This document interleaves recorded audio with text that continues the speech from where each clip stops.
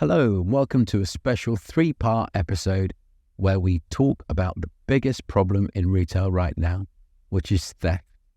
With US retailers like Target and Wal-Mart, Home Depot grappling with the rising inventory shrinkage, leading to significant profit losses, this issue has cost the industry over $100 billion, double that of 2015. Increased theft incidents, even violent ones, are prompting measures like surveillance, plexiglass.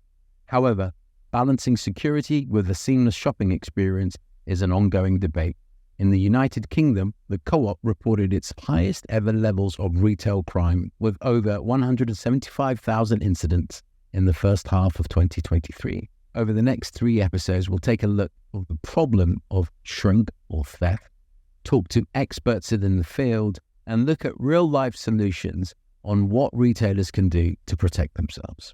From the ITAB offices in the UK, I'm joined by Leandro Blank, who better to talk to about such an important problem in retail than the experts. Leandro, welcome to the podcast. What I'd love to start by doing is getting your view on what is loss. First of all, thank you, Alex, for having us in the podcast.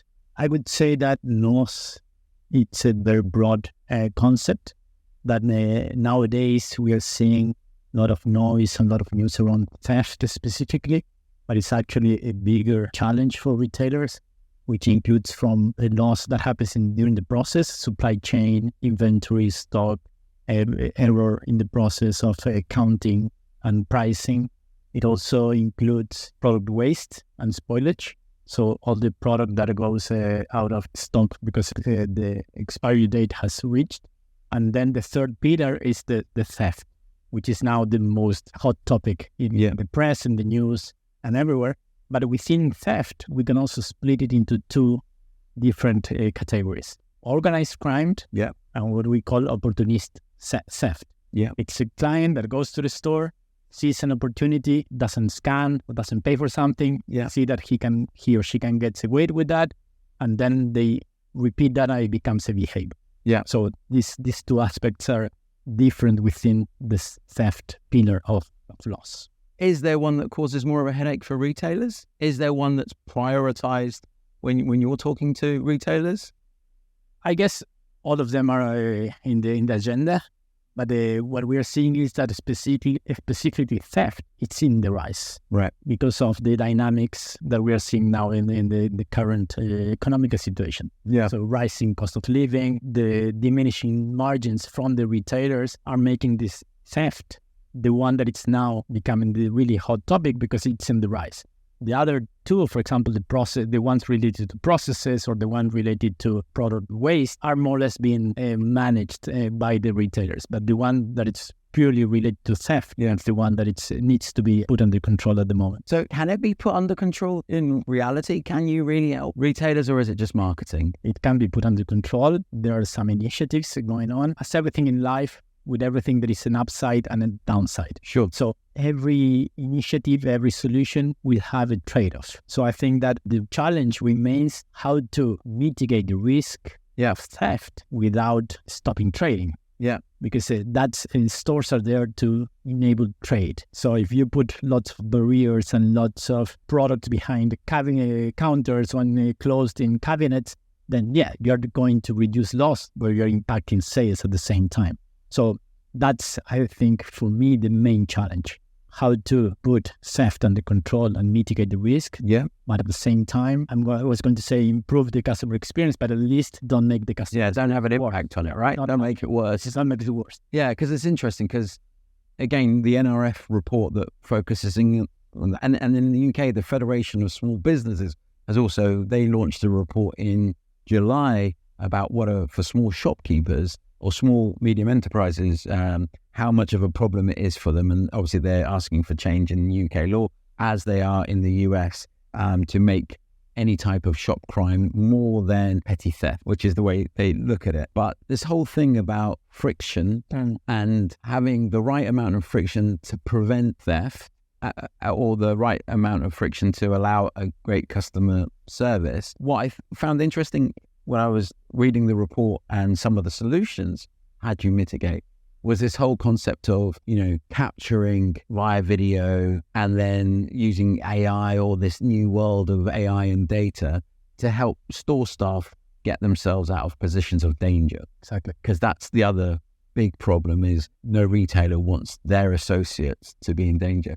I just wondered if you had any thoughts on that in terms of best ways to help retailers. So we understand the problem, but what is the solution? That there is no one single solution for every retailer, and there is no one single touch point that will solve all the problems. Yeah. So what we see that works is that, first of all, each retailer has a different dynamic, a different operating model. And so we need to approach every retailer as a new development. So we will end up with bespoke solutions for every retailer based on their need, on their specific dynamics, on their specific customer experience that they want to deliver to the client. So just quickly, from your experience, when you're talking to these people, what is that one thing that they come to you with? Like, I know everyone's different, but is it theft as a problem in general that's driving their conversation with you right now? I think that now the main challenge that we're seeing is that there is not really a measure of loss. Right. Where it's happening, in which products, when.